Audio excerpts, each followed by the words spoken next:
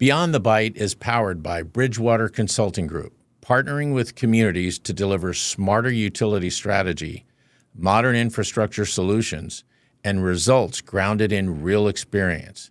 Together, we're building smarter, more reliable, and more resilient utility systems now and for the future. Now, back to the program. Welcome back to Beyond the Bite. I'm your host, Eddie Aldrete. San Antonio Mayor Gina Ortiz Jones took office just days after the deadly and tragic flooding incident here in San Antonio, and just weeks before the flooding tragedy in the Hill Country that killed more than 100 people. That's on top of a budget shortfall and a looming deadline to vote on the San Antonio Sports and Entertainment District that has the potential to include a new Spurs arena downtown. Since day one, Mayor Jones has made it very clear that it's no longer business as usual under her leadership. Some of the changes that she's implemented don't have an impact on San Antonio residents, but others do. And she's getting pushback from some of her colleagues on one issue in particular. Two of those colleagues are here with us today and making a return appearance on Beyond the Bite. From District 7, City Councilwoman Marina Alderete Gavito, and from District 10, Councilman Marc Whyte. Welcome to you both. Hi, thanks for having us. Thank you. Well, thank you for being here. So I want to start off on Friday, July the 25th. We learned that your colleague from District 8, Councilwoman Ivelisse Mesa-Gonzalez, had been arrested for a suspicion of DWI. And just get your reaction to that. And I guess, Councilman Whyte, I'll start with you. Yeah, unfortunate circumstances, of course. I've really enjoyed getting to know Ivelisse over these her first couple of months on City Council. Seems like a great person, and I've enjoyed working with her. We're going to just have to let the legal process play out here, and everybody should give her the grace, give her some space, and let her work through this as she can. And we on City Council, I think, will be there to support her and help her get back to work when she feels the time is right. Marina? Yeah, I'm thankful that she was safe and no one else was hurt. I think it is a good reminder to all of us to Uber if we're drinking. And, like Marc said, we'll support her throughout this process. So she, I assume, will face consequences from the mayor, most likely having her being removed from committee assignments. However, I say that, but that would mean you would need to have been assigned to committees. Yeah. Now, one interesting thing that I noticed was when Ron Nirenberg was sworn in 2017, he was sworn in on June the 21st. He made committee assignments July 13th, 3 weeks to the day of his swearing in. So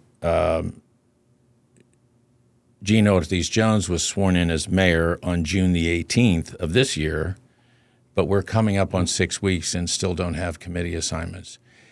Is that from her being cautious, or is that because of the fact she's never served on council and hasn't had the relationships with members of the council and getting to know their needs and goals and desires? Yeah, I'm not sure what it is. We definitely are all waiting for our committee assignments. We feel things are a little bit frozen right now, right? We can't submit CCRs because we don't know the process or the new process. And so getting that up and going is going to be important.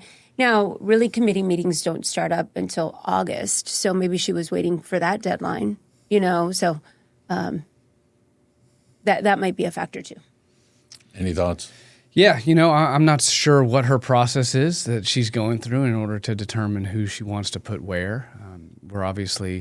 She's gone through a change with her chief of staff, and so maybe she's wanting some time to talk with her new chief about that. Just hopeful that we get the committee assignment soon because there is a lot of work to be done, and we're ready to go. Yep. Well, there is a lot of work to be done. But before we get to some of that work, I want to talk about some of the things that she's done. So the first thing that comes to my mind is changing the seating arrangement on the dais. And that's something that doesn't impact the public.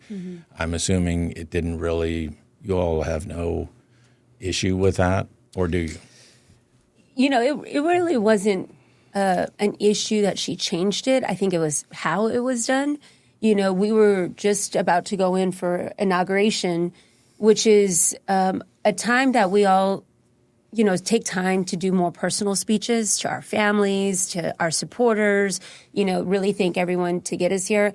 And so to have your seating arrangement changed literally right before you're walking into that session was a bit jarring, you know, just because you're used to what cameras to look at, you know, and all the things, and you're just you get set in your ways, and so to change it up at the very last minute wasn't great, but here we are.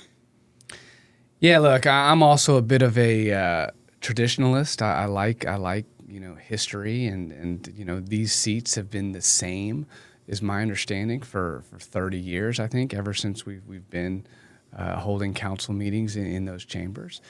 Like Marina said, we didn't find out about it literally until we were walking out on the dais that night of the inauguration. You know, there's also a cost that goes with that, right? Our IT people had to move everybody around and fix the computer system so it would know who You're voting, who is voting from which particular seat. So, you know, I didn't understand it, but listen, Mayor Jones, I guess, has the authority to do that. It's just a seating assignment. I know you're going to cover some of the other things, the phones, the use of the gavel, the changing the lunchroom into a press room, you know, all of these things. Look, if that's how she wants to proceed, that's her right. We're going to deal with them. We're just really focused on how we get things done for the residents. That's what's most important. I think any newly elected mayor has the freedom to do things their way. But I guess what I observed was she's fairly new to the council process, has not built up a lot of political capital with her colleagues. And then the changes began. And I'm reminded of Mayor Hardberger's, one of his principles of service was don't major in minor issues. And there was some ill will amongst some of your colleagues on some of these issues. I know that another one of the changes that she made was asking you all to put your phones in a box when you go into executive session. She asked for respect, decorum, and I guess your full attention. On the outset of that, it doesn't sound like a bad thing, but Marina, you had an issue because of your young children. Yeah, you know, that's exactly right. I don't mind us having our phones face down next to us, but yeah, as a working mom, you know, or parents in general, you know, if the school's calling or your girl, you know, my daughters are needing me, whatever, having your phone on the other side of the room can present a problem. You know, I definitely understand us, again, putting our phones face down next to us and all focusing in on what's being talked about. But having them on the other side of the room, what it causes me having to go up to the other side of the room and check my phone, make sure my girls were okay, because I was trying to coordinate pickup for them during one particular session. So, you know, I think I understand the why, but I think there also needs to be some understanding that we all have other lives going on too. Especially in a post-Uvalde world? Yeah. Is she showing any flexibility on this issue? You know, I mean, we've really only had a couple of sessions like that. So, again, I understand the intent for all of us to focus and dig in on the issue. Again, it was how it was done. You know, if there was like, hey, if she had presented it like, I would like us all to focus on the issue and talk about it. You know, if we can please keep our phones face down, I think all of us would have been like, yeah, sure, that makes sense, you know? Like nobody's sitting back and checking Facebook or anything like that, you know? And that would have been fine, you know? But again, it's like we come in and there's a formal memo, your phones are there. And then all it causes me having to get up and go walk to the box to go coordinate pickup for my daughter. And then you've got 2 young daughters as well. Yeah, and my oldest is of texting age now, and my wife works, so she's got 2 working parents. Our daughters do, and so sometimes when she needs us, she likes to get a hold of us via text. But I think Marina really hit on the main point there. It's listen, you want to make changes, you've got new ideas, great. Talk to us about them, right? Just trying to deliver directives via a written memo, I don't think is the best way to do it. You have an issue with the CCR process, let's talk about it, let's figure it out. You think there's a problem with the phones in exec, even though, of course, she has never been in these exec meetings, right? And I personally have found everybody pays great attention in exec. There are important topics that are done there. I've never seen the phones to be any sort of issue. But if you feel like this, talk to us about them. Let's work something out and do something that works for everybody, rather than just these directives that all of a sudden show up in our email in the form of a memo. Yep. So one of the other issues, again, in her focus on decorum, prior to going into executive session, mayors are required by law to read a few sentences for the purpose of the general public, to explain that you're going into executive session and what is being covered in there. Historically, under the last, I go back to Mayor Howard Peak, I guess, Howard Peak and Ed Garza, as far as I go back that I can remember. But historically, you all began to stand up and start heading into executive session. She scolded you publicly and ask you in the future to sit down. Now, she doesn't. I never thought I would be in a viral moment, but I feel like that may have been my first, because I've had many people reach out with that video. Well, let me tell you why I have an issue with it. Because if she cares about decorum, one of the principles of decorum is you praise in public and you scold in private. I don't know that there was any reason for her to do that publicly. And so again, it goes back to the issue of I'm struggling to see the goodwill that she's trying to develop with her council colleagues. It goes back, I think, to what we were just saying. Listen, if the mayor would like, she's doing the new process where she bangs the gavel now. So if her wish is that we all stay seated until she's banged the gavel, just come to me after the meeting and say, hey, you got up a little early. Can you stay seated until I bang the gavel? I think that's all we're really asking for. There's no need to do these things, I don't think, in a public way or in writing. Just let's have normal human-to-human communication. Totally agree. So, all right, now let's get to some of the other actions of hers. One of them was to do away with the Utilities Committee and to have CPS Energy and SAWS report, I think, monthly directly to council. Yeah, I mean, that was a positive change. And actually, it was something that prior to her being elected, the city manager, and at least I was talking about that with him, just because we did have our Municipal Utilities Committee, but not all council members were up to date on what's going on with SAWS and CPS. So we had been talking about how we would like that to be changed going forward. And, Eric had said, in the past, SAWS and CPS would just take turns presenting to us. And so he's like, yeah, I'm thinking about having that done again. And I told him that would be a welcome change. So that had been discussed months before she came on board, but I'm glad she implemented it. Yeah, I agree with that. And here's an example of where I think there was good communication. We all had one-on-one meetings with her when she got into office. This was one of the things she asked me about that I think she asked others about. And Marina's right. Like CPS SAWS, the way they operate, the relationship with the city, very, very important. The whole council should get updates every month. So this is something that I think we can agree. And what they deal with can be complex and detailed. Yeah. The two utilities. Yeah. So it's great that the whole council is going to get updated monthly. That, and also too, our residents are constantly coming to us in our offices about questions or complaints or anything. So they're two entities we have to stay close to. So I'm excited about that change. All right. So I I want to now focus on the big one, and that's the CCR process. So the two of you, along with Councilwoman Terry Castillo, wrote an op-ed, and you sent a memo to the mayor challenging her memo, which came out July 14th, and your memo was July 16th, because she wanted to change the CCR process. So, Marc, let me start with you.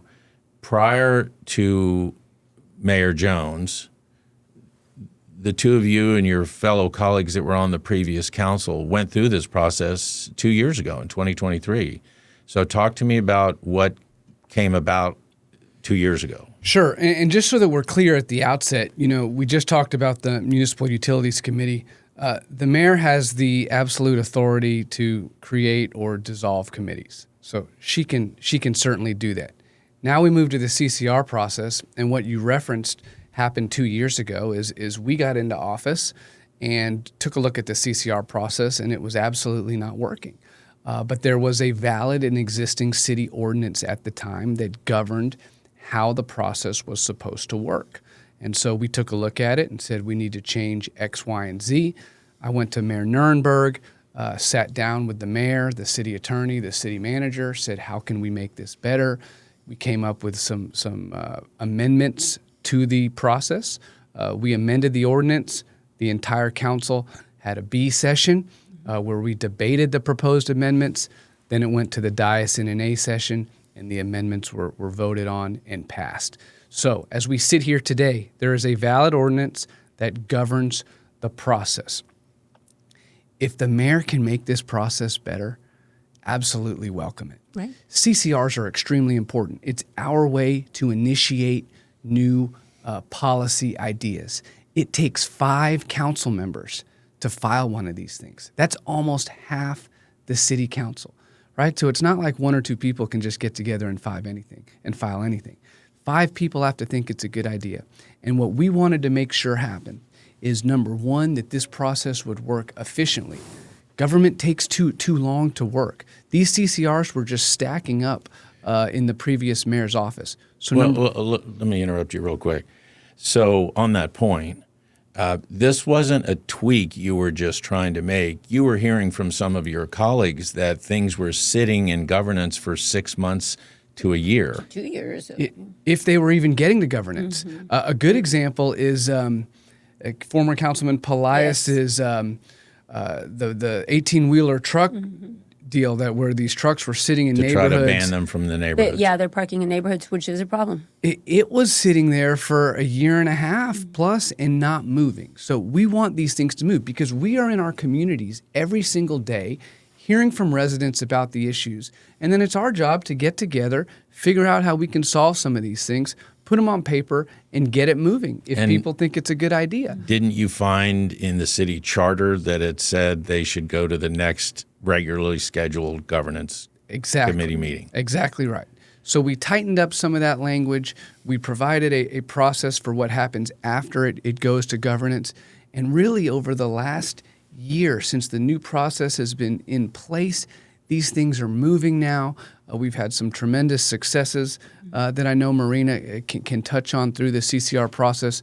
So our point here is, Mayor, if we can make it better, great. But we've got to do it the right way. We've got to bring her proposed changes to the council for discussion and a debate. And when we do that, I think what you're going to hear from people is, one, we want to make sure the process still moves efficiently and doesn't get bogged down.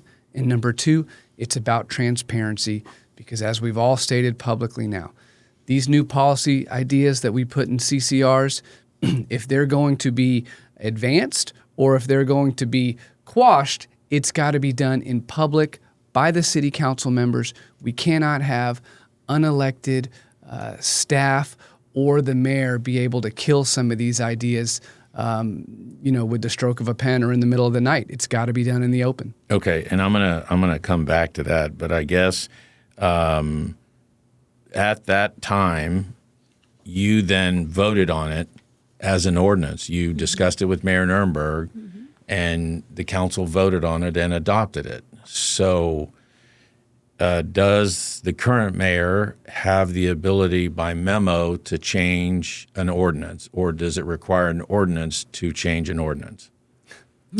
I mean, listen, if I can jump in here, as somebody who has studied and practiced law, an ordinance is a valid city law, if you will.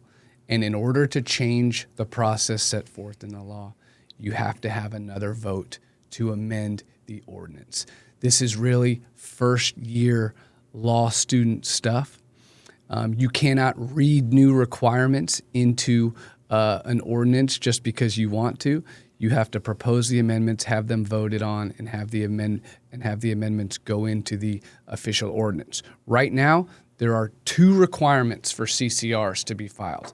Number 1, that 5 people sign the CCR, and number 2, that our city manager, Eric Walsh, is notified before the CCR is filed. That's it. If the mayor wants to add additional requirements, then again, council needs to discuss them. They need to be voted on. Marina, what's your take on this issue? Yeah, when I first read the memo, I was extremely frustrated, and I think we talked shortly after that. One, again, as Councilman Whyte touched on, if she wants to make the process more efficient and effective, all for it. But at least have a conversation with us, because we would have very loudly and clearly told her that us having to go get the signature of the city attorney and notify her chief of staff is not going to work. Okay, so let's walk through. What she wanted was, the city manager needed to check it off his list and look at it. Then the city attorney, he needed to review it and check it off. And then the third item was that your chief of staff needed to coordinate with her chief of staff to inform her or update her or coordinate with her. I think the language is a little vague on the chief of staff one. But yes, all of a sudden you're putting unelected staff members in charge of potentially stopping some of our ideas, and when I was reminded of when I was pushing the loose and dangerous dog policy proposal, I did go to the city manager and the city attorney first when I was starting to look into this issue. And I was told, no, that's a statewide issue. That's a statewide issue. And you found a way to solve it locally. Yeah, exactly. And so, it makes me nervous that ideas that the council can have, needed ideas, because as Marc was mentioning, we are in our communities every day. We hear their pain points, that if we were to take one of those ideas and have it stopped at the city attorney, or potentially the mayor's chief of staff, that's not right on any level. They're not elected officials. They don't represent constituents like we do. They don't have that responsibility like we do. And one of the things that I mentioned is that, Gina's a Democrat, but if we were to have a Republican mayor and all of a sudden we have to run our ideas through a Republican's office chief of staff, there would be uproar. Well, and any time you make changes like this, you have to think of the permanent ramifications and not just how it looks or how it works at this moment in time. That's right. So, all right. So then you penned this, in addition to writing her a memo, you wrote an op-ed that came out in the San Antonio Express News, the two of you with Councilwoman Terry Castillo, saying that this sort of removes the public from the process because you're the direct representative of the public, and it's now going to the unelected staff for her chief of staff, the city attorney, and the city manager. Yeah, and one of the things that I've been talking to especially our newest colleagues about is reminding them that our bosses are the residents, no one else. We don't report to the mayor. I report to my residents. And that's extremely important to understand. And there's nuance there with that. I work for them. All of us work for our residents. And I think we just need to take that to heart. And when you're removing their inputs through me as a council person from that process, then that's a slippery slope. So you asked her to put this in the public forum, to bring it up in a council meeting to discuss it. Did you not? Yeah. Yeah, we did. And, I think that was really a show of good faith on our part, because we could have just called the meeting ourselves via a 3-signature memorandum. And we've had a lot of people, I'm sure you have too, that have reached out that said, why didn't you guys just go and call the meeting? We are trying to, again, work with this mayor. And so we asked her, hey, will you go ahead, call it on your time frame, somewhere between now and August 15th. Let's have the conversation. I hope that she does. If she doesn't, we're ready to go forward and call the meeting ourselves. But as the councilwoman stated, there are CCRs that are ready to go that we need to get filed. I mean, this is how we do the business of the people. So we have got to resolve this issue now so that we can get these CCRs filed, get them moving through the process so we can solve some of the problems we're hearing about in our communities. So at this stage, you're not sure where she goes from here? She had mentioned to me that she was going to get back to us on if she was going to call the meeting. Okay. All right. I want to move on to another issue.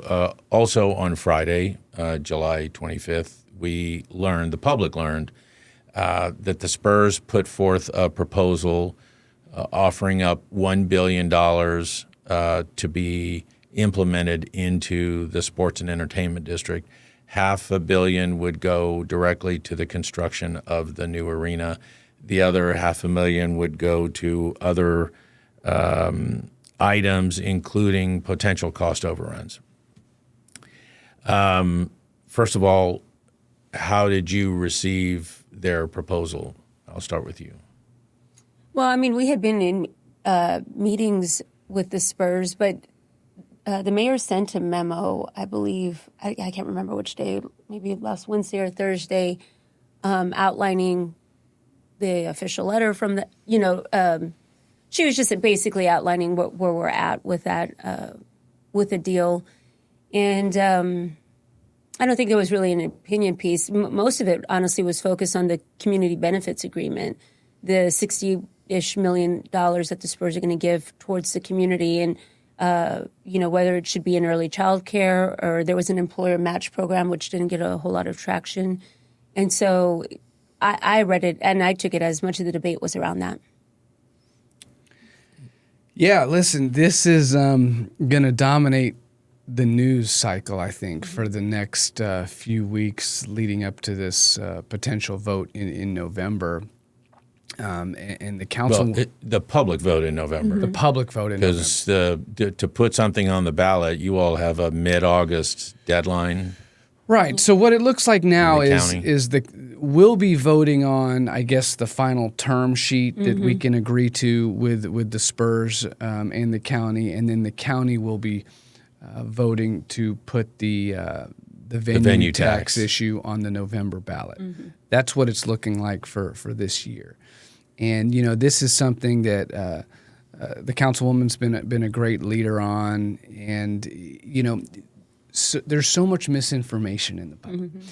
But there have been no two people, I would argue, other than the councilwoman and I, and actually Councilwoman Castillo as well, probably no three people that have argued for the basics, a focus on the basics, the focus on infrastructure. The councilwoman and I are focused on public safety. Nobody has yelled about that more over the last 2 years than us. But this decision related to Project Marvel, people need to know this is not an either or. It is not like there is one bucket of money where we can decide to either focus on the basics, infrastructure, public safety, or do a new Spurs stadium downtown. That is not the case. And a lot of people are making it out to be a choice. It's not. Well, let's talk about those two. So one is the TERS, the Tax Increment Reinvestment Zone.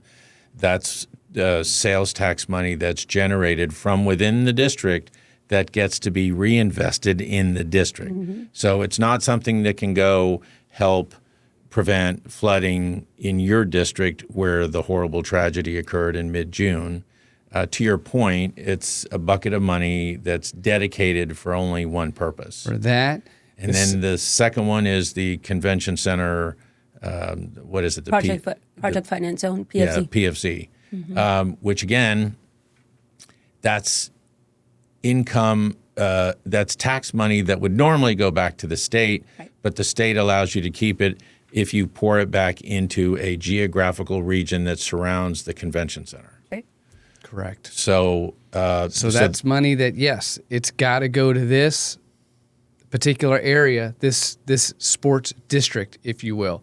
So there's that money.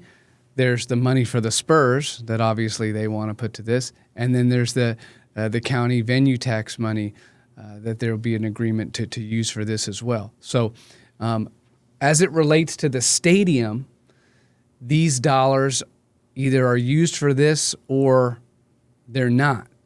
Now, I don't know if you want to bring it up on your show, but at some point we will be talking about other infrastructure money, other city dollars that would have to be used to provide infrastructure solutions down there around the Alamo Dome, the new proposed Spurs Stadium. And that is money that we'll probably be talking about later this year or next year that, yes, it could be used in other places around the city to provide some infrastructure because solutions. That would be general revenue money. Yeah, or a bond. We do it through a bond. Yeah. So it's important for people to understand that. And we have to be, as the councilwoman always says, we got to be very transparent with the public on this.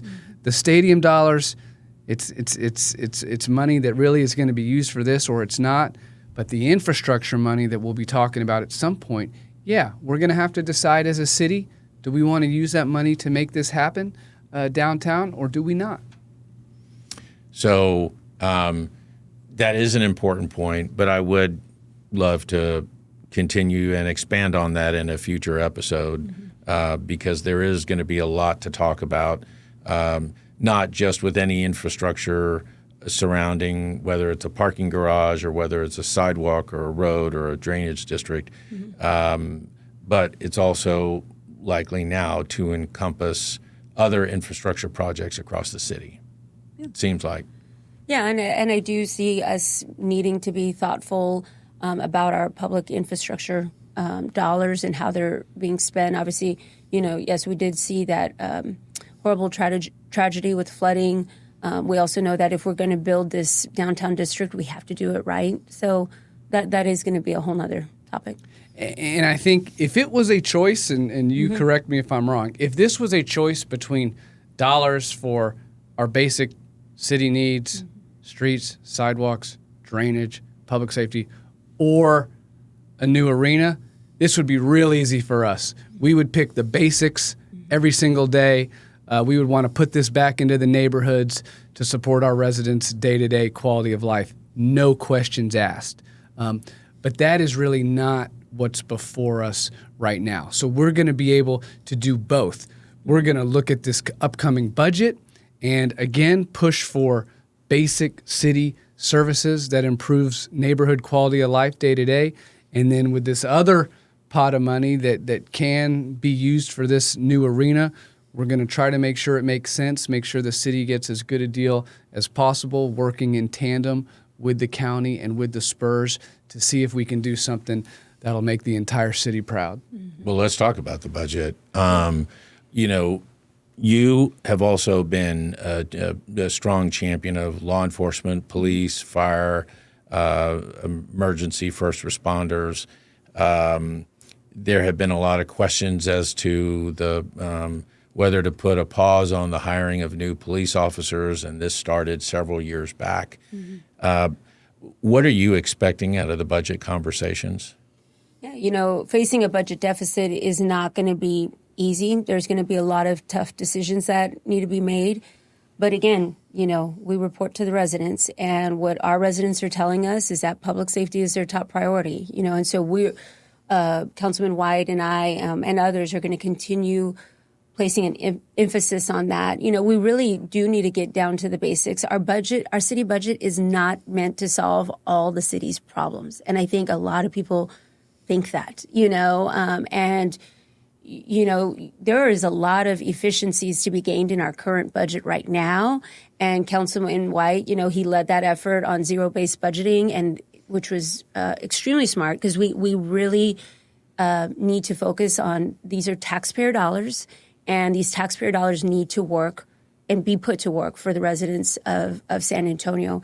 And so, there was when we had the first budget meeting, I don't know, was it 2 or 3 weeks ago, we have already committed to the public that we were going to hire these 65 police officers. And so we were surprised to hear that those were going to be wiped away. And so I'm going to push hard to make sure, I know we're going to push hard to make sure that we at least get those 65 police officers, again, because that was already a commitment made, to the public. When you say pushed away, that was a staff presentation to the council that one option or two options, both included as to how to close the gap, included a pause on the hiring of any new police officers. But I think it was, if I don't remember the year, 22 perhaps, when the study came out that said we needed 200 new police officers. So without the budget to be able to hire them all at once, and from a recruiting standpoint, it's hard to hire that many all at once. And you were very vocal about that back then. Yeah, well, the councilwoman's been a champion for public safety, and we should remember that it's more than just officers. What she's been able to do, tightening the loose and dangerous dog ordinance. Which falls under public safety. Right. Getting new folks into the ACS. The Animal Control Services. Animal Control Services has done a lot to help our public safety here as a city.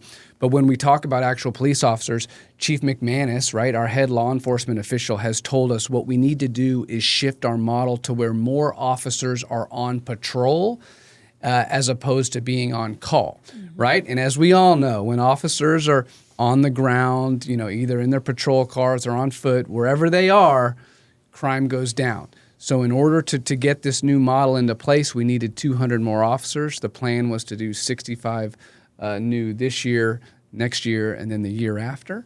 And so the councilwoman's correct. That was a commitment we made to the public.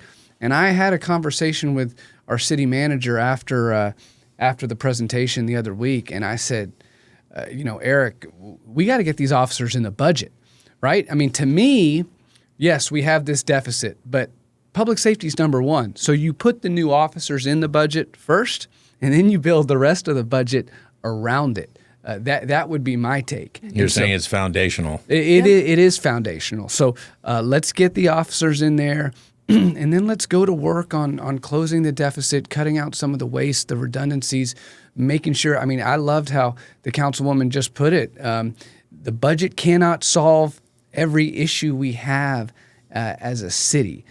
But as I say, and everybody's sick of me saying it, but how do we use our citizens' tax dollars to most directly and positively impact their day-to-day life? That's what we need to be thinking about, and I think it always comes back to public safety. It comes back to infrastructure, trying to do something about this homeless situation that we have. And so, look, we've got $1.7 billion, I think it is, in this year's general fund. We got to use it to our citizens' best advantage. Right, and I think that, unfortunately, when we see headlines like us discussing the Reproductive Justice Fund, again, $100,000 here, I was very clear. I'm pro-choice. I have 2 daughters. I do believe in women's rights and women's control over their bodies. But when our newspapers are flooded with those headlines of, council to discuss an extra $100,000 out of nowhere, to help women travel out of state for abortion, it's frustrating. And I can start seeing how the general public can think, okay, well, y'all can solve all the things. Well, that's not what our city budget is there for. It's there for roads. It's there for police officers. It's there for firefighters. It's there for core competencies to run the city. And, it's extremely frustrating because we have to ask ourselves, in the instance of Reproductive Justice Fund, would that money have better been used for a nonprofit to help women travel out of state for abortions? Yes, they can do that. They'll not face the legal ramifications that we now are facing as a city because of that. They're not going to get sued for that. And so I can see how it can get confusing for the general public, where they think, the city can pay for this. Well, actually, we can and we shouldn't be. that was a bold decision for you because you're pro-choice to vote against it. But you and a few of your colleagues who were in similar positions said, I might believe this, but I can tell you for a fact that it is not an appropriate use of city dollars. Right. Knowing also that the Attorney General, some of you talked about on the dais that the Attorney General was going to file a lawsuit against the city, which he did, 48 hours later? Yep. Yeah. And at the time, we also knew that State Senator Donna Campbell was introducing a bill which eventually got signed by the governor, but to prohibit any municipality from doing this sort of thing. And so it's not just the $100,000 that was put into that kitty. It was the $1 million or so in legal fees that the city's going to end up paying in court costs and attorney's fees that could also be going to basic city services. Totally. And to be clear, not a single dollar has been used to help any woman travel out of state for an abortion. So it's so frustrating that we spend time on this political theater when it's not moving the needle for our residents. Yeah, there's a lot of reasons that the city is lucky that Marina is in the District 7 seat and representing us. But, you know, I'll tell you, on this particular issue, it was just so much respect for how she handled it. Because again, for me, the issue was easy, right? I knew it wasn't what the city should have been doing, but also I'm pro-life, so you know, it was almost easier for me, you know, to take that position. But the central issue here was, should the city be engaged using citizens' tax dollars to do this? And the answer, of course, was no. But to watch Marina, you know, take the heat she took from some, but never waver and be a leader on the issue was truly something to watch. And I appreciated her doing that. I think the citizens of San Antonio appreciate her doing it. And, you know, it just goes back to, let's stop the nonsense. Let's stop the political theater. Let's stop wasting our citizens' money. Let's use the money for their day-to-day lives on what we're supposed to be doing on city government. And we're going to keep pushing. Well, there's a lot to be discussed. I know that in August, you all have a lot to do, and then you vote on the budget in September. Mm-hmm. Yeah? September 18th, I believe, 17th, 18th. Okay. And then those will be the two. Then you'll have the public vote in November for the county's venue tax and whatever else winds up on the ballot. And between now and the end of the year, those are the big, heavy, those are very time-consuming. Normally you're facing the budget, not budget plus Spurs plus other big issues. Mm-hmm. Yeah, and you know, and I think Marina feels the same on this as well. Our new colleagues are really good folks. Mm-hmm. I've enjoyed getting to know Edward, Rick, Eva Lise. They seem Misty as well, of course. Mm-hmm. They are focused, I think, a lot of what we've been talking about here today, on the basics and you know, trying to stay true to what municipal government should be. And so I am optimistic going into this budget, these budget workshops, that we're going to do something, again, that the city can be proud of, focus the dollars where they need to go. They're good, smart people. Mm-hmm. And, you know, of course, I've known Misty for years, but just getting to know the others. And I don't know, I think we're going to do all right. Yeah, I think so, too. You know, we do have a good set of new colleagues, and you know, I actually was thankful that Mayor Nierenberg had mentioned this. This is how I've always thought about it, but he articulated it well, where he said, you know, different councils are like a relay team, right? You hand the work off to each other to keep it going, and together we build the city that we have, you know, and so I look at it like that, you know. I mean, you know, we used to have 2-year terms, and it can be hard to get everything you want done in 2 years. Now we have 4-year terms, but which Councilman Whyte and I were not fans of. But you know, we have to pick up the previous council's work and continue all that good work to build our city together. So with what you have before you, what are you hopeful for between now and the end of the year? I'm hopeful for a positive outcome for the election for the Spurs vote. I thought the Express News editorial board article was great. The Spurs are contributing over $1 billion to this. That shows their investment in the community. That Spurs meeting on Friday was frustrating, I would say, because, you started seeing some of our colleagues start attacking the wealth of different people as if the wealth of certain people can come solve city problems. I'm like, that's not how this stuff works, So that was a little frustrating. But in neighborhood association meetings that I've been a part of, people want to keep their Spurs here. We all needed to see how the deal was going to work. Now that we're seeing how the deal is going to work, and now that we're seeing the Spurs investment here, I'm pretty hopeful that it's going to be a positive outcome in November. For budget, again, we're going to have to face tough conversations, but I know Councilman Whyte and myself are going to continue to push hard for public safety to be at the forefront and to focus on basic city services. Yeah, the rest of the year, let's get this issue with the Spurs done right and put it behind us so we can go forward and do something again the city can be proud of. On the budget, I echo those sentiments with Misty and our other new colleagues, and we're going to focus hard on public safety, infrastructure, get a budget in place again that gets back to the basics, close this deficit. Our city government has gotten too big, too bloated. Eric, our city manager, laid out the options. It may be difficult, I guess, to trim our local government back to where it needs to be in order to close this budget gap. But it's something that I think at the end of the day, once it's done, we'll all be better off for it. And then we're going to march into the end of the year and next year and get back to what I really feel we've been doing the last 2 years, which is listening to our community and figuring out ways to solve what's going on. I'm telling you, Eddie, when these neighborhood meetings that we go to, when you listen to everyday folks and what's going on in their day-to-day life, you end up leaving, as I know you do, and I drive home, and all I can think about are the 3 or 4 issues that get brought up that night and how they are so meaningful to those residents.